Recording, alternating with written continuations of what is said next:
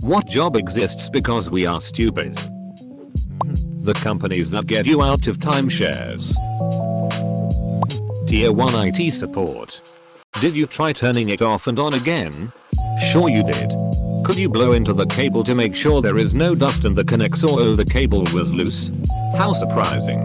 Have a good day. All the jobs at MLM companies. Instagram ladies selling flat tummy tees with entrepreneur written in your bio. I am looking at you. Close bracket. Traffic police in Baltimore. I was there this summer and the gridlock was atrocious. People push their way into the intersection. The light turns red. And they are stuck there until the light is about to turn red in the opposite direction. At which point those people push their way into the intersection and the cycle perpetuates. During rush hour, they have police standing in the intersections, not to direct traffic, though, simply to hold their hand up when the light turns red so that people don't push their way into the intersection. Basically, a human has to stand in traffic for hours just to tell the drivers what the lights mean. It was unbelievable. Psychic detectives. Because why trust a professional detective to be intuitive? Meth lab cleaners. It's pretty sad to see how much this industry is growing in Australia. Safety manager here. A big portion of my job is saying stuff like, please don't smoke near this flammable liquid, or other things most of us take for granted that people already know. Bouncers at bars and clubs. Drunk people can be the biggest idiots and you need someone there that can handle them so they don't ruin other people's good time. Gossip column journalists and paparazzi. Reddit influencers. I work in an aquarium and we have what I can best describe as floor guides, which are just staff that interact with people and share interesting info about the exhibits. Realistically, while that is part of the job, the main reason for these people being out there is to tell people to keep their hands out of the stingray and turtle tanks, because for some reason beyond my comprehension people don't naturally get this concept. At least once a day I hear, well, why can't I touch the stingrays? And so far my all-time favorite outcome of that question was a kid who said they have the word sting in their name. I have wanted to say that so many times, but am unable. Edit. Since this post got some attention, I'd just like to point out that stingrays are relatively harmless and won't sting unless they are in fear for their life and have no escape. They want to run away before all else and are actually quite friendly. That being said, it isn't that we don't trust the rays, we just don't trust the people, haha. Also, we do have a touch tank with rays in it, but it is curated and the barbs on those rays are trimmed regularly as a further precaution. The guys who install rubber padding around telephone and light poles so when we walk and text, we don't break our noses walking straight into them. Ticket companies that sell you tickets from ticket companies that sell you tickets. Fortnite coaches. Homeopath. It's service help desk. My job exists because of stupid, and let me give you a pro tip about computers. Computers don't break because they don't do what you tell them to. Computers break because they do exactly what you tell them to. M's first job out of college was to stand outside of Aldi's and help the people how to figure out to put the quarter in the slot to release the shopping cart, and then, later, how to put the chain back in to get their quarter back. I said F that. I stood there all day, baked out of my gourd. Gas pump attendant. I read the title as do jobs exist because we are stupid? And I had a deeply existential moment where I considered becoming a hermit. Televangelists. I hope I'll live to see the day people stop giving money to conmen who buy McMansions and private jets and claim they deserve it because God loves them. My job. Financial advisor. 1. Save money for retirement. At least 10% of what you earn gross in an IRA or employer-sponsored plan. Put it in growth mutual funds or ETFs. And don't touch it until you're satisfied you have enough there to live on no more than 4-5% of the balance per year for the rest of your life. Don't consider individual stocks with this money. 2. Establish a basic budget based on your post-retirement savings income and current expenses. Do not spend more than you bring in on a regular basis. 3.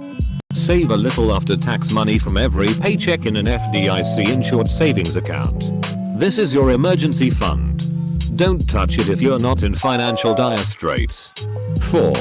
Once you have at least 3 months of expenses covered by that emergency account, keep saving the money, but flow it to another investment vehicle, such as stocks, bonds, CDs, treasuries, real estate, precious metals.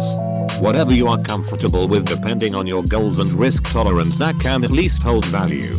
If not, grow it. This is your savings for home, car, vacation, and other major purchases. 5. With the possible exceptions of purchasing a home or borrowing for education that will actually pay for itself. Don't take on debt. Pay off your credit cards monthly. Pay your bills on time. 6. If you can't follow the above, take a hard look at your lifestyle. Either find a way to earn more money, spend less money, or both. Second jobs are sometimes necessary, or many people just need to eat out less, go to bars less, drive a cheaper car, or downgrade their living situation. Don't give in trying to impress others or looking good on social media. Just do you. Litter pickers. If people used bins instead of throwing rubbish on the floor, they wouldn't be needed. People often give the U.S. Coast Guard a lot of crap for being the Coast Guard, but they deal with some of the most dangerous specimen on the planet. Stupid drunks with boats. Computer repair for the most part. Probably half of all the things I had to repair were extremely silly mistakes that could have been avoided by simply reading. Whenever people get an error message, they panic and click it away. Most don't even read it. When reading it could already help you fix it. I remember one guy who said he didn't want to pay us to put a SIM card in his phone. I completely understand this, because it's overpriced as hell. But we still told him to make sure to take the nano SIM out of the holder it came in order for it to fit in his phone. 10 minutes later, he came back because he ruined his phone trying to forcefully push the SIM card in the holder into the socket of his phone. I mean, you all aren't stupid. But I stupidly worked at Waffle House for the 2 months we got for winter break in college. For 10 hours a day. MTWF, I only cooked bacon to perfection. Nothing else. I couldn't cook any other breakfast item and the owner knew I was just a temp. So consistently perfect bacon would do. One day, our important Wahoo dude for the southeast came into our house as we were a recent open and the owner must have been absolutely desperate to impress him. So he decided to go all in about his bacon cooking prodigy, reluctantly nicknamed the Baconator. For context, every time one of the absolute characters, who were longtime Wahoo workers, would call for the classic pull one bacon, they would make a big deal to their customers about the rookie Baconator and I would proceed to shake my head over the grill and remind myself that this was the absolute rock bottom. So our important Wahoo man tells me to fry him up some godly pieces of bacon. I pick out 4 thick slices of bacon, toss those bad boys on the grill and let them sizzle for precisely 40-45 seconds. But Mr. Wahoo is telling me to throw the iron on them as is standard procedure. But I continue to let the bacon cook uncovered for just the right amount of seconds before I threw the iron on for half the time. Lifted the iron off the bacon, scooped and served. So they would hit the plates knowing another 10-15 seconds of cooking are still going to occur. Bossman takes a look at their flawless appearance, takes a bite, and this freaking infectious smile emerges. The smile only provided by bacon sizzled to perfection. Well, they wanted me to work Christmas, but my family had booked a cruise for the week. Parents were in the beginnings of splitting up, so I kind of saw it as the last traditional family horror. Manager was adamant that I work the holidays regardless of my notification during the hiring process. So on Thursday at work, the day before we had to head to the Florida Keys to embark, my DCK manager snidely says, "See you Saturday. Holidays on the weekends at Wahoo are pure hell." And I replied, "Yeah man. If you're going to be in F-King Barbados," proceeded to kick open with a greasy, black, unlockable back door. Because 24/7 waffles done. One last time and Kobe the FCK out of my bacon grease lathered black apron into the shitty bin for the absolute final time with my yellow name tag saying Baconator still attached.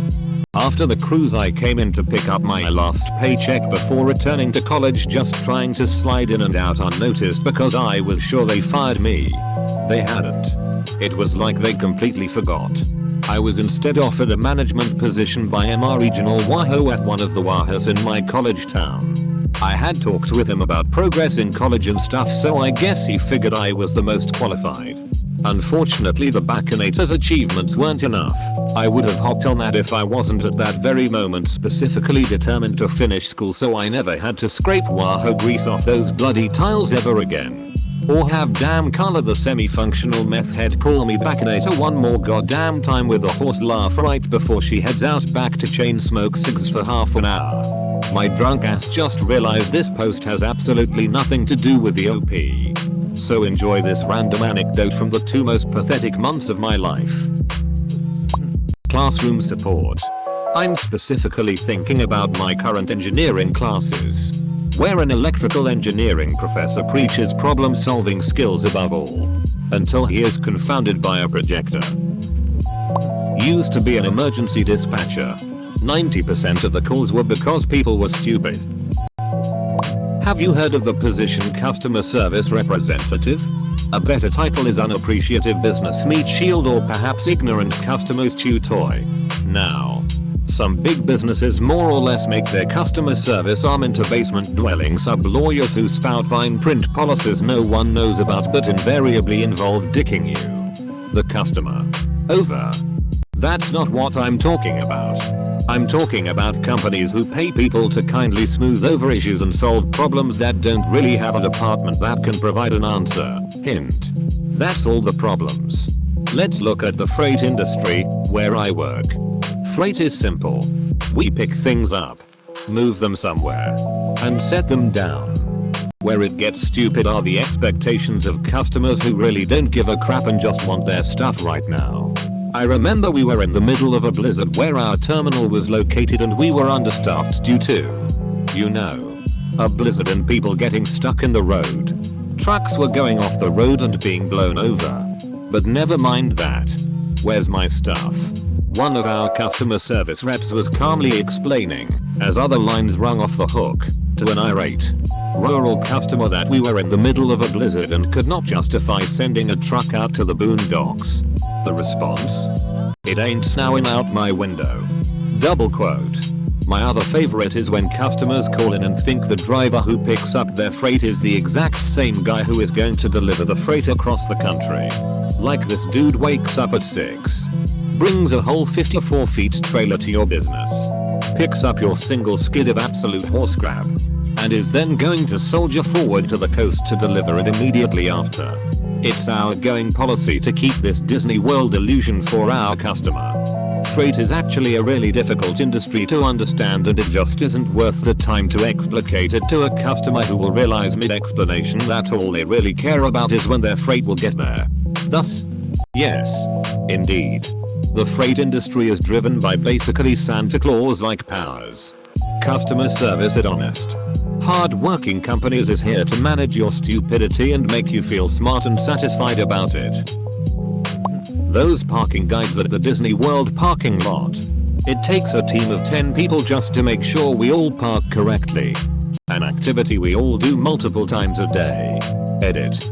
I did this job for a year at Disney. Definitely a needed service. But people really lose their minds when they get to Disney. So many cars left running with doors open that people abandon to get to the gate quicker. Managers. I ran a depth of 35 developers for many years. And I was keenly aware that all I basically did was ferry information from one person to another. Priorities from execs to developers. Risks from developers to execs. Dates. Schedules. Etc. I was an information processing system. I remember thinking, and if Bob would just remember to tell Alice what she needs to know, I wouldn't be needed. But they can't. So that's why I get paid this insane salary. Televangelist. Just send us your money. We need that new jet. Insurance. No. You do not have the right of way because your turn signal was on. You have to look before backing up. 60 miles per hour is not an appropriate speed in a parking lot. No. The truck is not at fault. You cut him off. He couldn't see you. Yes. You're at fault for rear-ending that car. No. They didn't have a braking problem. Double quote. You hit a parked car. You hit a pole. No. They didn't jump in front of you. Yes. We know what industrial paint is. No, your mother cannot be a character witness about how you must be telling the truth. As a doctor in the US, I'd say at least half of the disease I see on a daily basis is due to stupid decision making. In fact, probably 75% of the cardiac and 90% of the pulmonary floors would probably be empty if people didn't smoke. And these days it's becoming very common to see obesity hyperventilation syndrome. i.e. too fat to breathe. Okay, this one is legitimately related to us stupidly losing a valuable form of communication. I work in a music school as a piano accompanist. I play for a lot of kids' voice lessons who are training for a professional music career. But solidly half of them do not know how to read sheet music. So the other portion of my job involves making recordings of their sheet music for them so they have some kind of clue WTF is going on. We rely on the recordings for everything. So reading sheet music is a fast dying skill. This leaves these poor kids completely unprepared for the real world where they will not always have a pianist who can read their music for them. Many of them come back to visit us and say wow, having pianists in undergrad to help us was really helpful. I feel terrible that I am basically a crutch to help them get through school. Who patrol in San Francisco?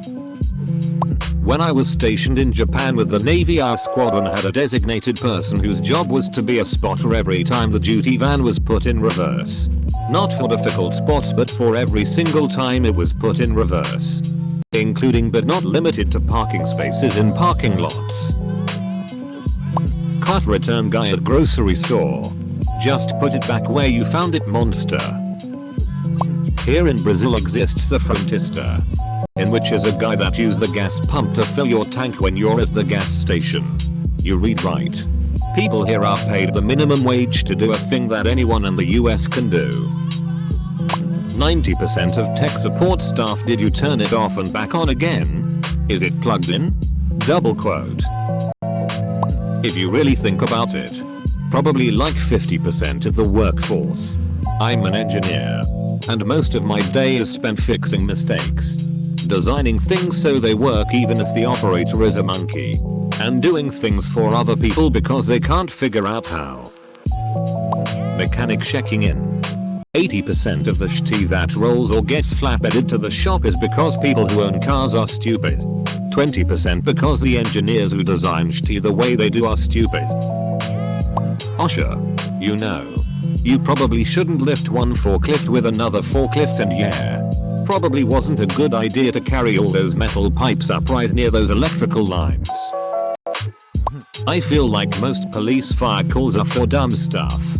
Not saying we need to get rid of them, but we could make their jobs way easier. Editors. Because sometimes people put a space between a word and a punctuation mark. You're making this too easy. OP. Most skills and services exist because of the knowledge gap. Basically what they know and what you don't is valuable. Took time. Study. Materials. Resources to learn and do. Reddit moderator. Jobs that add convenience and have little to do with people being stupid.